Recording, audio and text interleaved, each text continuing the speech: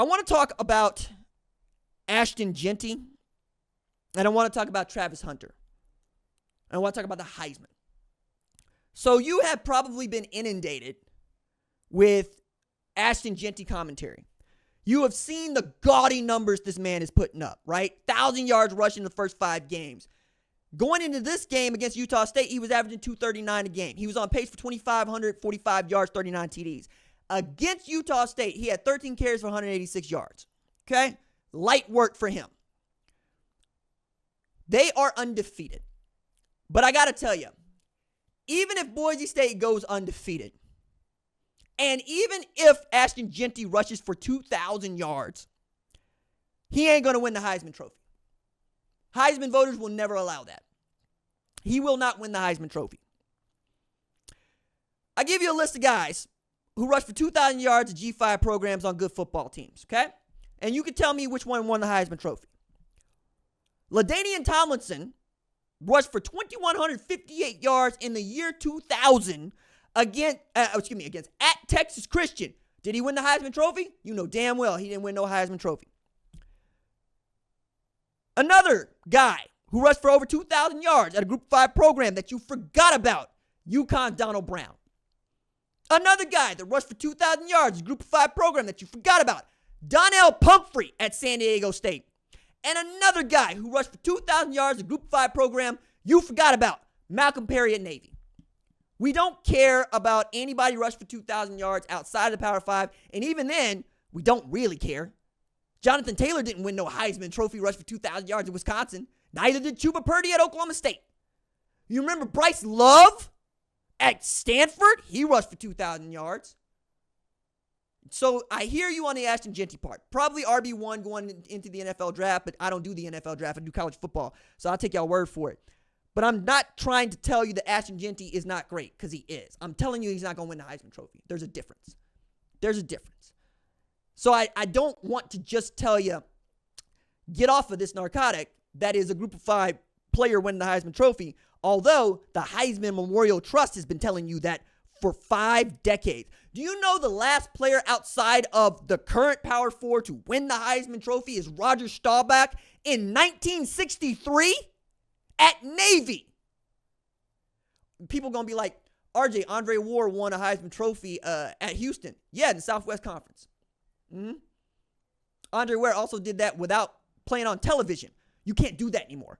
Everybody plays on television. You can't do that anymore. Ty Detmer won a Heisman Trophy at BYU. Shouldn't have. Did. BYU's Big 12 school. Houston's Big 12 school. You see what I'm saying here? It's not about what you were doing then. It's where you are now.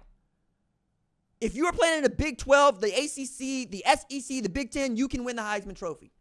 If you are not, they will not let you win the damn Heisman Trophy. We could have a 3,000-yard rusher coming out of Boise State. His name could be Ashton Jeanty. He could rush for 60 TDs. They're not going to give him the Heisman Trophy.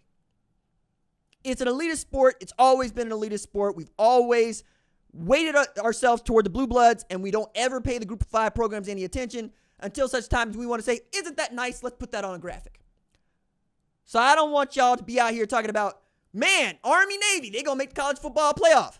They're both 5-0 for the first time since 1945. It's a great note. I'll put it in the column when I do the top 25. Are they going to make the college football playoff? Probably not. Not both of them anyway. If Army or Navy wins their Group of 5 championship and they're the highest ranked team in college football to get that invitation, cool. Congratulations. You are now the team that gets to get beat down by Tennessee at Neyland. Congratulations. You are the team that gets to get beat down by Georgia at Sanford. Congratulations. That's what you're playing for here now. Well, RJ just getting to the playoff is hanging the banner. Yeah, all right. But it ain't going to feel good when you just are basically a glorified paid guarantee game for the college football playoff. We're going to have to fix this 5-12 thing, man. This 5-12 thing's going to get it. I've been telling people the 5-12 thing's going to get on your nerves because you're going to be the number 1 team going, why I got to play the winner at 8-9? Why can't I have the home game against the boo-boo team? And if you're the number 4 team getting the bye, say Iowa State right now, Big 12 title right now, they'd get the number 5 team or the number 12 team. You know damn well it ain't going to be no number 12 team. And even if it was, Iowa State is looking around going, wait a second.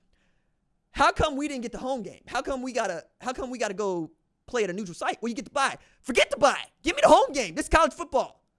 Home environments matter here more than they matter in the NFL. Because we are paying for the privilege. Paying for the privilege to go to school. Paying for the privilege to go to the games. We are going to be heard. If you don't believe me, just go take a look at Donald W. Reynolds after they beat Tennessee. Number 4 ranked Tennessee tonight. So that's Ashton Jeanty. Other part I want to talk about is the Travis Hunter part of it, man, which is wild.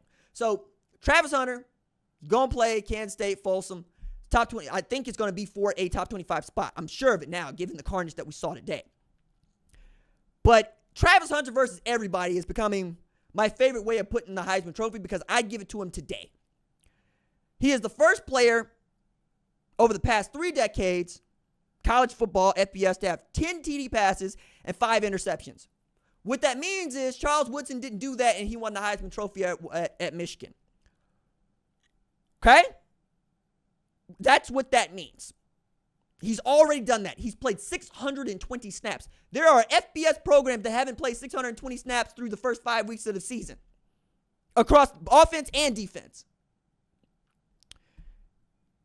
The way the NFL is looking at this is also interesting. Because if you were an NFL general manager, perhaps you think he's probably the best wide receiver available, and then he can play defense, right? Which is wild to me because going into Jackson State, one of the things that we were very loud about is Travis Hunter is a corner who can play wide receiver. But Prime was up on this, and Prime told anybody that would listen, his heart is in playing wide receiver. I need him to play corner.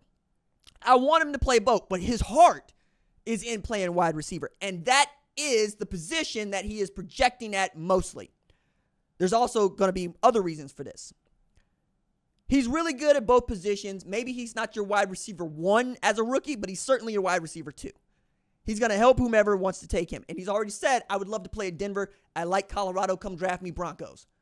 Sean Payton, call the man.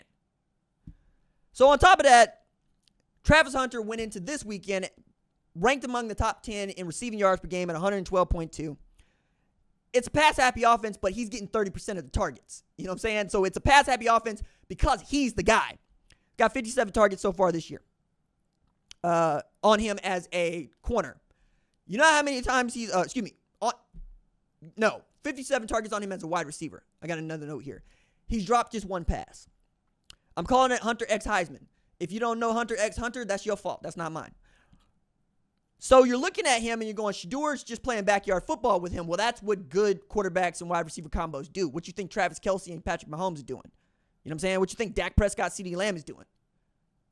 Okay? What you think Stephon Diggs and Josh Allen was doing? Playing backyard football. If it's up to me, Dallas Cowboys would trade up, go get them both. Get Dak the hell up out of here, and if CD don't like it, fine. I don't care. I want to have fun. We're not going to win no Super Bowl, no way. At least give me a couple dudes that I like watching play football. He's a blue chip playmaker. You know this, right? You know this. You also know that he can take the top off of any defense he wants. And what makes him great as a wide receiver is probably the thing that holds him back as a defensive back. Like when Travis gets beat, it's because he guessed wrong and then he's kind of holding, right? Not every hold gets called, but that's just playing corner. Doesn't change the fact that what he is doing is unprecedented in the sport. Nobody has done what Travis Hunter is doing. Nobody. I don't think anybody will. I think there's a lot of people that are trying. Like Terry Bussey at Texas A&M, he's trying. But playing this many snaps over this many games and being this productive, hand the man the Heisman Trophy. It is the tough man and the tough guy sport. The other reason I think that Travis Hunter is much more likely to at least get drafted as a wide receiver, even if he goes both ways, is money. Jalen Ramsey probably hates that he played cornerback in college. Because Jalen Ramsey is the highest paid cornerback in the NFL. He made $24.1 million. There are 23 wide receivers making $20 million or more. It pays to catch the ball. It does not pay to stop people catching the ball. So if you're asking, I'm telling you, Travis Hunter need to be out here making business decisions. And business decisions say, I'm a wide receiver. Draft me as a wide receiver. It's like these tight ends. that aren't being treated like wide receivers. They're being paid like tight ends. And it's like, hey, dog, you know I'm the offense out here. Stop playing. Tell the truth. Shame the devil. I want to do a little bit about my top 25. Take a look at what that's going to look like. We'll probably talk about the playoff projections on our Sunday Night Live show. If you like the show, please subscribe to it right now. Stop what you're doing. Pause the live stream if you're watching it right now or on the replay. Hit the subscribe button. It really helps us. We are this close to going over 113,000 subscribers. It'd be very cool to get to that number before we hit the live show tomorrow at 7 p.m. Eastern Standard Time.